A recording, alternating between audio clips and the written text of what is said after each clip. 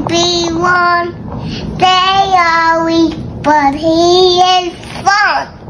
Yes. Cozy, cozy. Yes.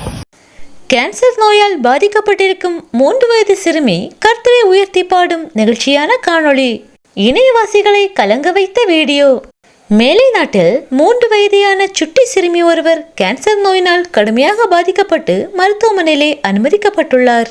மருத்துவமனையில் அனுமதிக்கப்பட்டு சிகிச்சை பெற்றுக் கொண்டிருக்கும் போதே அந்த சிறுமி கர்த்தரை முழுமனதாய் நம்பி கர்த்தரை உயர்த்தி பாடுகிறார்.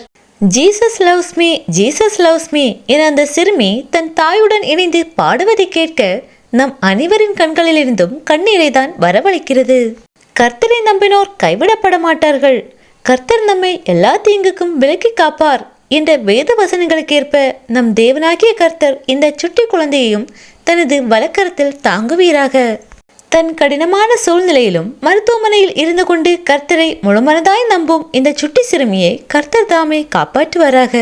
விரைவில் இந்த சிறுமியின் நோய் நொடிகள் விலகி பரிபூரண சுகம் பெற நாம் நம் ஜெபங்களில் நினைவு கூறுவோம்.